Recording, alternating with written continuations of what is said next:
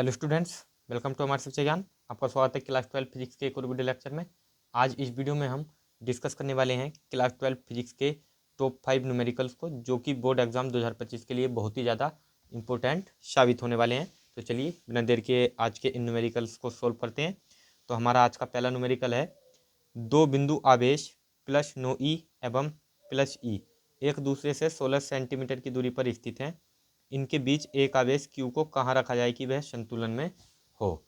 तो चलिए, यहाँ पर दो आवेश दे रखे हैं हमें। पहले हम इसके डायग्राम को बना लेते हैं। तो यहाँ पर ये एक आवेश है और एक अन्य आवेश है। ये प्लस नो ई आवेश है और ये प्लस ई आवेश है। ये एक दूसरे से 16 सेंटीमीटर की दूरी पर रखे हैं। इनके बीच की जो दूरी है ये हमें दे रखी है 16 सेंटीमीटर। 16 सेंटीमीटर की दूरी पर रखे हैं और इनके बीच एक आवेश Q को कहाँ रखा जाए। हम मान लेते हैं कि एक आवेश Q यहाँ रखा है और इसको हमने रखा है, मान लेते हैं कि ये जो हमारा नो ई आवेश है इससे x मीटर की दूरी पर, x सेंटीमीटर की दूरी पर हमने यहाँ पर रख दिया है इसको। और ये जो दूरी बचेगी हमारे पास इन दोनों आवेशों के बीच की दूरी, ये कितनी बचेगी? टोटल 16 है। अब 16 में से ये x घटा देंगे क्योंकि ये दूरी नहीं लेंगे, अब हम इन दोनों की बात कर रहे हैं। तो x घट जाएगा 16 में से, तो ये हो जाएगी 16 माइनस एक्स सेंटीमीटर, इन दोनों आवेशों के बीच की दूरी। तो इस प्रकार जो नो ई और क्यू आवेश है इनके बीच जो बल लगेगा, तो सबसे पहले हम लिख लेते हैं कि माना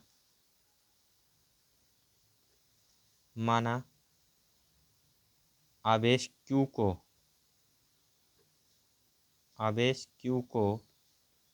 प्लस नो ई आवेश से x सेंटीमीटर की दूरी पर रखा गया है। ऐसा हमने मान लिया है कि जो आवेश Q है उसको नो ई आवेश से x सेंटीमीटर की दूरी पर रखा गया है। तब जो हमारा नो ई और Q है इन पर लगने वाला जो बल होगा, नो ई तथा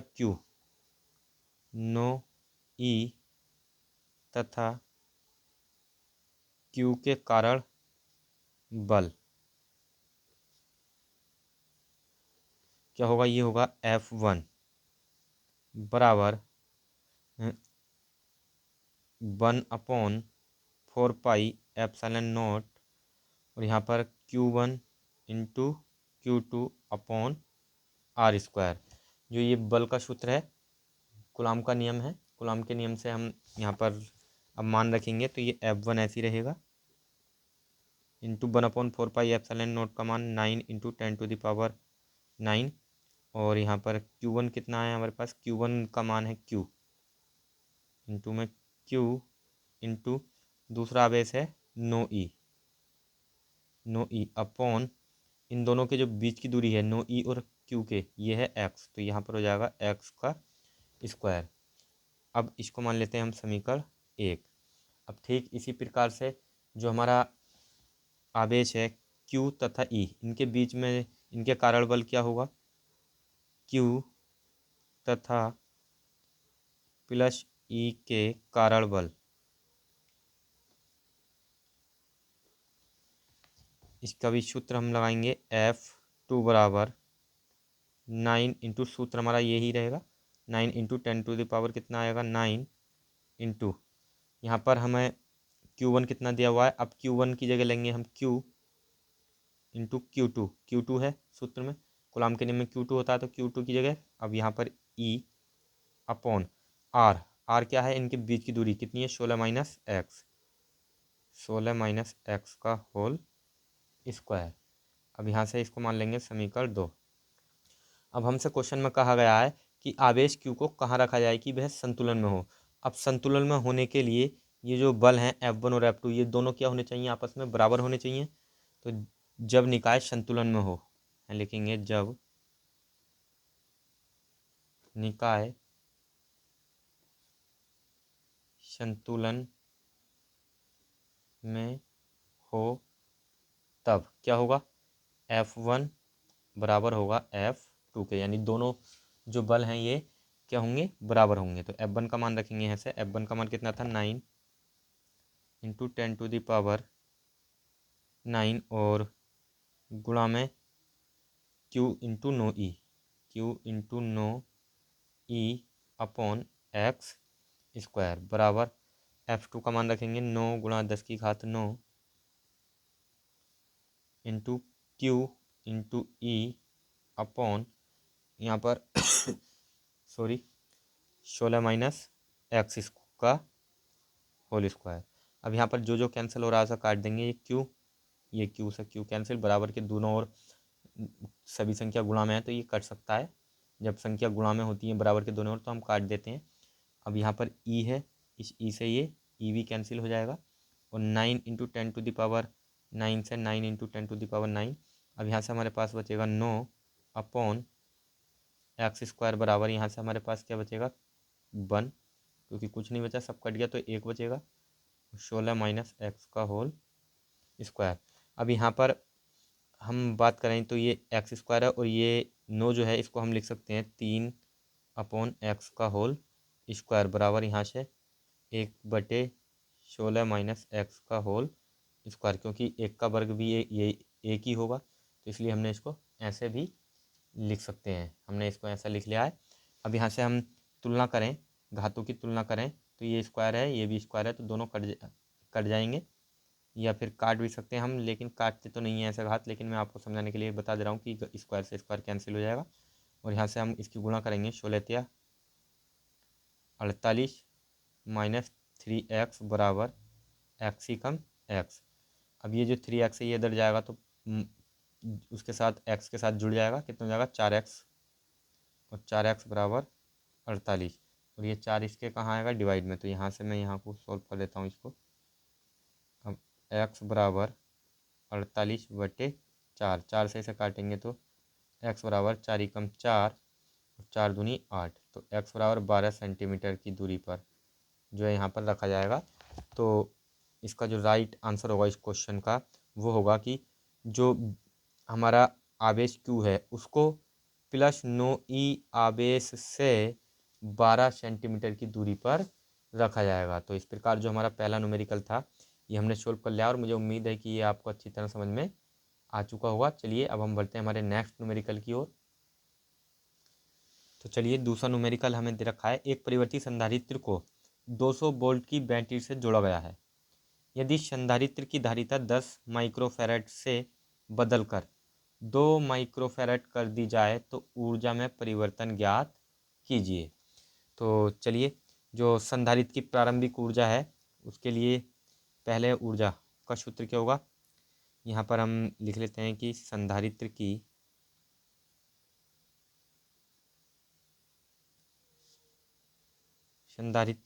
प्रारंभिक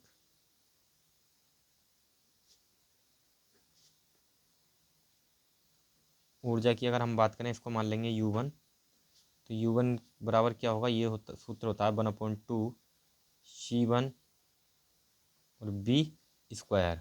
और बाद में जो ऊर्जा है संधारित्र की उसके लिए जो व्यंजक होगा या सूत्र होगा वो क्या होगा, संधारित्र की बाद में ऊर्जा, इसको मान लेंगे U2 बराबर, ये सूत्र होगा 1/2, यहाँ पर C1 था, अब यहाँ पे क्या होगा C2B स्क्वायर। अब जो संधारित्र की ऊर्जा में परिवर्तन होगा उसके लिए सूत्र क्या होगा, संधारित्र की ऊर्जा में परिवर्तन।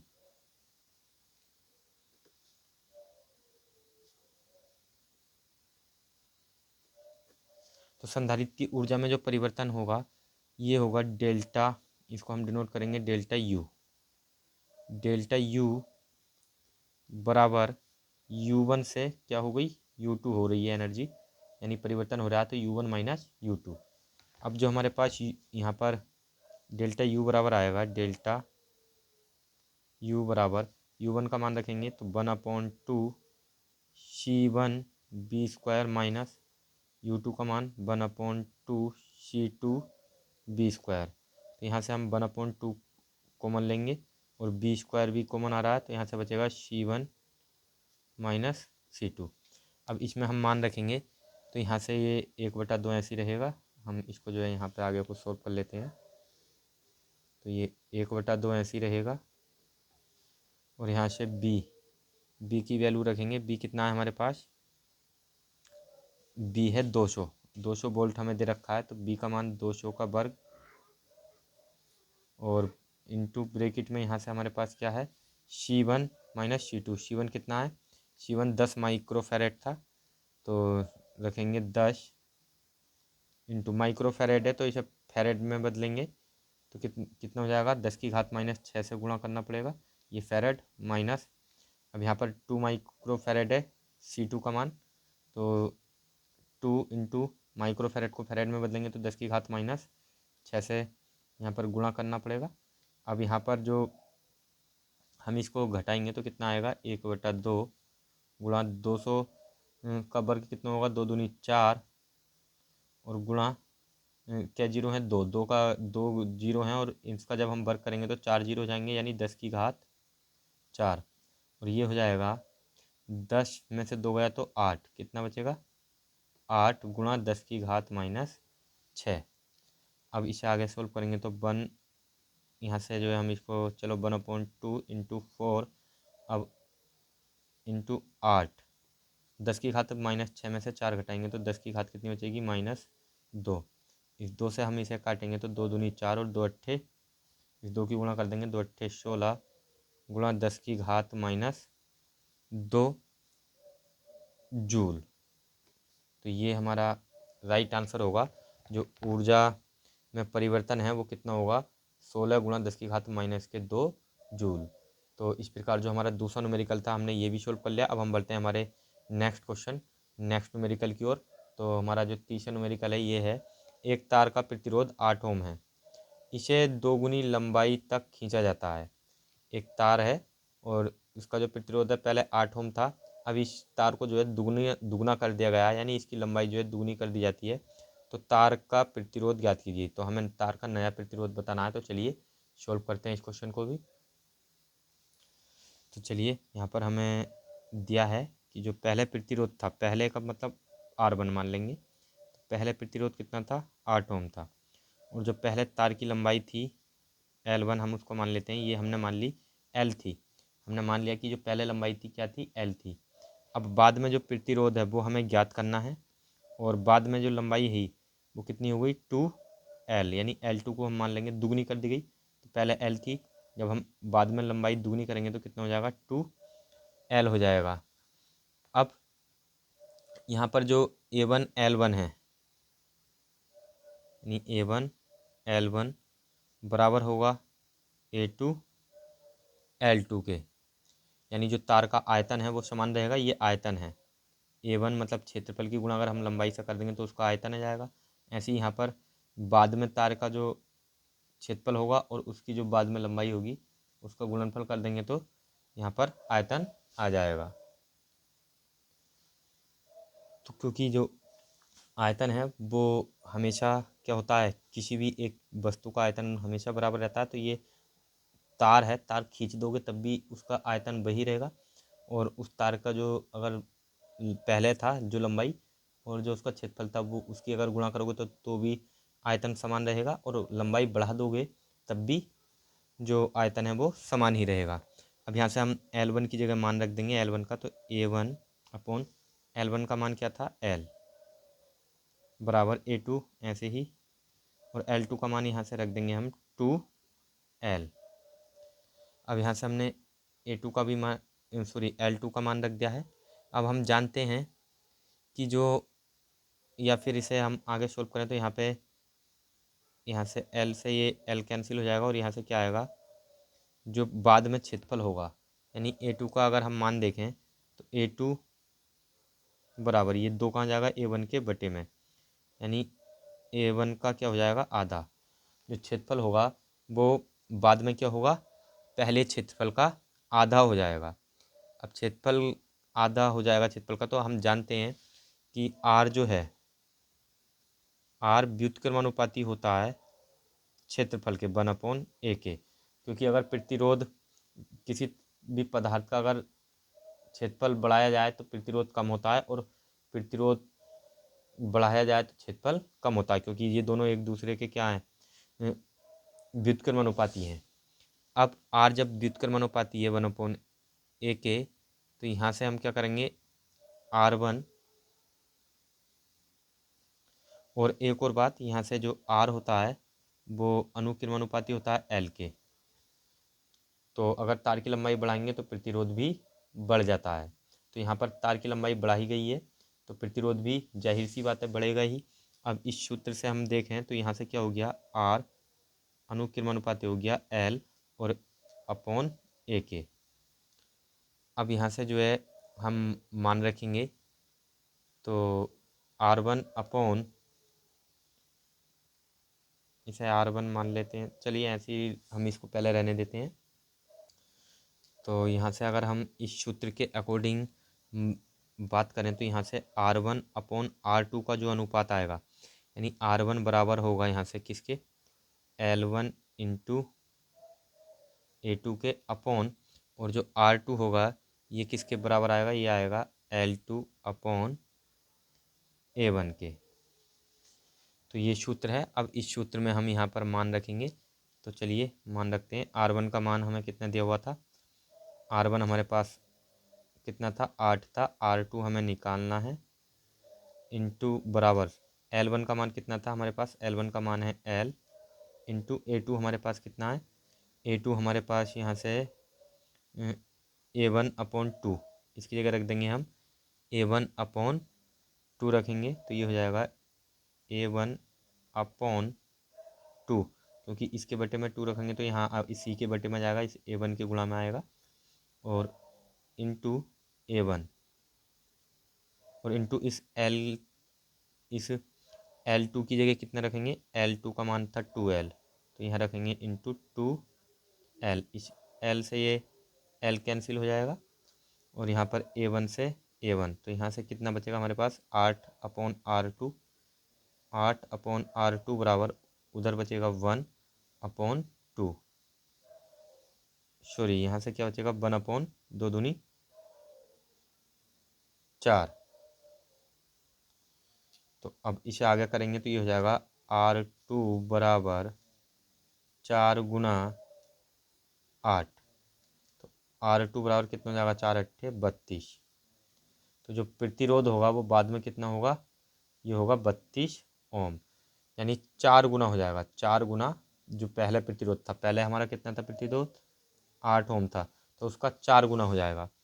तो इस प्रकार जो हमारा ये तीसरा न्यूमेरिकल था ये भी हमने सोल्व कर लिया है, और मुझे उम्मीद है कि ये भी आपको अच्छी तरह समझ में आ चुका होगा। अब हम बढ़ते हैं हमारे नेक्स्ट न्यूमेरिकल नंबर 4 की ओर। तो चलिए नेक्स्ट न्यूमेरिकल है, 1 मिमी व्यास के चांदी के एक तार में 75 मिनट में 90 कूलाम आवेश प्रवाहित होता है। यदि प्रति घन सेमी आयतन में मुक्त इलेक्ट्रॉनों की संख्या 5.8 × 1022 हो तो ज्ञात कीजिए पहला विद्युत धारा और दूसरा इलेक्ट्रॉनों का अनुगमन वेग। तो यहाँ पर चलिए हमारे पास हम लिख लेते हैं कि हमें सबसे पहले दिया है T 75 मिनट, T बराबर हमें दे रखा है समय 75 मिनट, तो इसे सेकंड में बदलेंगे, 75 × 60, 60 से गुणा कर देंगे तो ये सेकंड बन जाएगा, सेकंड। और आवेश दे रखा है Q बराबर हमें कितना दे रखा है, Q बराबर 90 कूलाम। हमें धारा निकालनी है तो पहले धारा निकालेंगे, तो I बराबर क्या होता है, Q/T से, तो यहाँ मान रखेंगे I बराबर Q का मान कितना आया हमारे पास, कितना दिया हुआ है 90 × T का मान 75 × 60। अब जब आप इसे सोल्व करेंगे तो यहाँ से आएगा, आपको आंसर प्राप्त होगा 0.02 एम्पियर। ये हमारे पास धारा का मान आ जाएगा। तो पहला क्वेश्चन हमने सोल्व कर लिया इसका पार्ट 1। अब देखते हैं पार्ट सेकंड को, इलेक्ट्रॉनों का अनुगमन वेग हमें निकालना है, अनुगमन वेग। तो इलेक्ट्रॉनों का अनुगमन वेग का लिए सूत्र क्या होता है, इलेक्ट्रॉनों का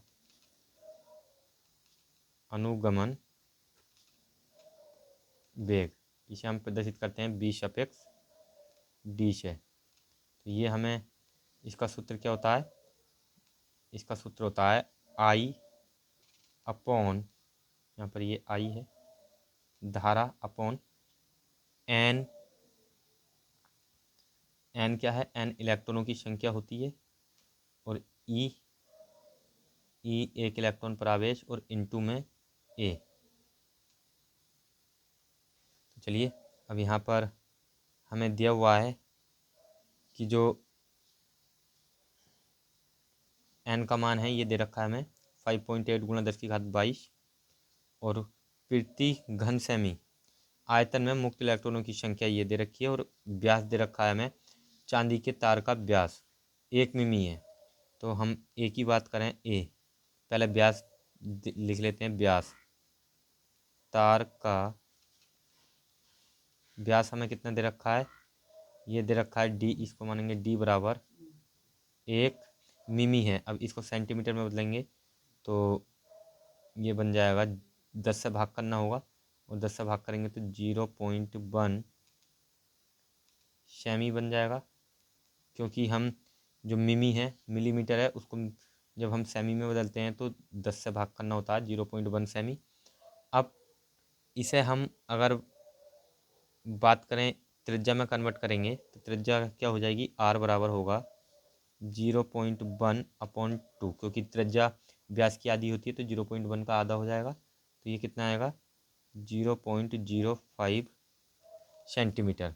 0.05 सेंटीमीटर यहाँ पर हमारे पास आ गया। अब इसका क्षेत्रफल निकालेंगे, क्योंकि हमें ए की ज़रूरत है, और ए के लिए हमें ए क्या होता है, क्षेत्रफल, और क्षेत्रफल निकालने के लिए सूत्र क्या होता है, ये होता है पाई आर स्क्वायर। जो क्षेत्रफल होगा ये वृत्ताकार है, गोल है, तो पाई आर स्क्वायर, इसलिए ही हमने वृत्ताकार क्षेत्रफल लिया है। तो ए बराबर पाई का मान 3.14 होता है। पाई का मान 3.14 इंटू आर का मान है 0.05 इंटू 0.05। तो ए बराबर यहाँ से जब आप इसको कैलकुलेट करेंगे, इसकी कैलकुलेशन करेंगे तो आपको इसका मान प्राप्त होगा। चलिए इसको हम कैलकुलेट कर लेते हैं। 5 पंजे 25, और 25 चौका 100, हासिल लगेगा कितना 10, 25 ही कम 25 और 10 35 का 5 हासिल 3, 25 दिया 75, 75 और 3 78। अब यहाँ से पॉइंट देखें हम दशमलव, तो या फिर हम ऐसा कर दें 2 और 2 4 और 2 6, क्योंकि दो संख्याओं के बाद दशमलव है, और हम दशमलव हटाएंगे तो बटे में 6 जीरो आएंगे, और 6 जीरो हम ऊपर लेके आएंगे तो 10 की घात -6 हो जाएगी। तो हम यहीं इसको कर देते हैं 10 की घात -6। अब ये 7850 गुणा 10 की घात -6 हो गया। अब यहाँ से हमें निकालना क्या था, बी सपेक्स डी। तो यहाँ से बी सपेक्स डी बराबर आई का मान हमारे पास कितना था 0.02 एम्पियर, सॉरी एम्पियर अब यहाँ पर नहीं लिख रहे, हम बाद में लिख लेंगे। एन का मान कितना है 5.8 गुणा 10 की घात 22 इंटू ई का मान कितना होता है 1.6 इंटू 10⁻⁻19, और इंटू यहाँ पर हमारे पास क्या बचा, हमारे पास ये 7850, मैं यहाँ को लिख देता हूँ इंटू 7850 गुणा 10 की घात -6। अब ये इससे जब आप इसको कैलकुलेशन करेंगे, क्योंकि वीडियो काफ़ी लंबा हो चुका है तो आप इसकी कैलकुलेशन स्वयं करें। जब हम इसकी कैलकुलेशन करेंगे तो आपको आंसर प्राप्त होगा बी सपेक्स डी का जो वैल्यू आएगी ये आएगी 2.74 इंटू 10⁻⁻4 सेमी प्रति सेकेंड। सेमी प्रति सेकंड क्यों आया, क्योंकि हमने जो यहाँ पर क्षेत्रफल था, जो त्रिज्या थी वो सेमी में ली थी, इसलिए ये सेमी में आया है। अगर आप मीटर में भी कन्वर्ट करके करना चाहें तो आप मीटर में भी करके इसको सोल्व कर सकते हैं। तो इस प्रकार जो हमारा ये न्यूमेरिकल था ये हमने सोल्व कर लिया, और मुझे उम्मीद है कि ये आपको अच्छी तरह समझ में आ चुका होगा। चलिए अब हम बढ़ते हैं हमारे आज के नेक्स्ट और अंतिम न्यूमेरिकल्स की ओर। तो हमारा जो अंतिम न्यूमेरिकल है वो है, एक इलेक्ट्रॉन 10 की घात -2 वेबर प्रति मीटर स्क्वायर के चुंबकीय क्षेत्र में 10 की घात 7 मीटर प्रति सेकंड के वेग से वृत्ताकार मार्ग पर चल रहा है, जिसकी त्रिज्या 0.60 सेमी है। इलेक्ट्रॉन का विशिष्ट आवेश E/m ज्ञात कीजिए। तो चलिए सोल्व करते हैं इस न्यूमेरिकल को भी। तो चलिए सबसे पहले हम लिख लेते हैं इसमें जो जो मान हमें दे रखे हैं। यहाँ पर बी का मान दे रखा है, हमें चुंबकीय क्षेत्र दे रखा है 10 की घात -2, वेबर प्रति मीटर स्क्वायर के चुंबकीय क्षेत्र में 10⁻7 मीटर प्रति सेकंड के वेग से b बराबर दे रखा है 10⁻7 मीटर प्रति सेकंड के वेग से वृत्ताकार मार्ग पर चल रहा है, जिसकी त्रिज्या दे रखी है, हमें त्रिज्या r दे रखा है, r बराबर दे रखा है 0.60 सेंटीमीटर। अब इसे हम मीटर में चेंज करेंगे तो ये हो जाएगा 60 इंटू 10⁻⁻4 मीटर। अब हमें निकालना क्या है, E/m का मान ज्ञात करना है, विशिष्ट आवेश यानी E/m का मान ज्ञात करना है। तो इसके लिए फॉर्मूला होता है, यहाँ पर मैं लगा देता हूँ फॉर्मूला, R बराबर mv/ev। तो अब यहाँ पर हम मान रखेंगे, तो R बराबर mv का मान, m का मान कितना है, सॉरी m और e का मान हमें निकालना है, तो हम सॉरी यहाँ रख लेते हैं, R का मान रखेंगे 0.60 बराबर m/e हम ऐसे ही रहने देंगे, इंटू b की जगह हम कितना रखेंगे 10⁻7 ये जो b है ये कितना है 10⁻2।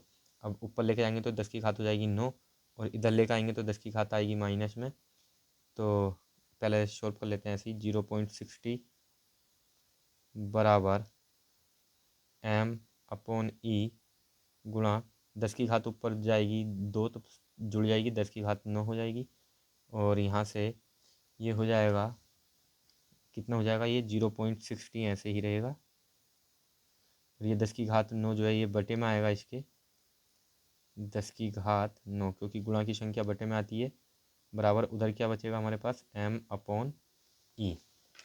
तो m/e ये शायद आपको दिखाई दे रहा है, हाँ देख लीजिए। तो अब इसको हम उल्टा करेंगे, यानी e ऊपर, क्योंकि हमें E/m का मान बताना है, तो इसका व्युत्क्रम करेंगे तो e ऊपर और m नीचे हो जाएगा। ऐसे ही 10 की घात 9 जो है ऊपर हो जाएगा, और 0.60 जो है नीचे हो जाएगा। अब यहाँ से जब हम इसकी कैलकुलेशन करेंगे, जब आप इसको कैलकुलेट करेंगे तो इसका मान कितना आएगा, ये आएगा 1.66 E/m बराबर आएगा 1.66 गुणा 10 की घात 11 कूलाम प्रति किग्रा, कूलाम प्रति किग्रा। तो इस प्रकार जो हमारा ये आज का न्यूमेरिकल था ये भी हमने सोल्व कर लिया, और मुझे उम्मीद है कि ये भी आपको अच्छी तरह समझ में आ चुका होगा। और यदि ये वीडियो हमारा आपको अच्छा लगा हो तो प्लीज़ इस वीडियो को ज़्यादा से ज़्यादा लाइक, शेयर और सब्सक्राइब करना ना भूलें। Thanks for watching.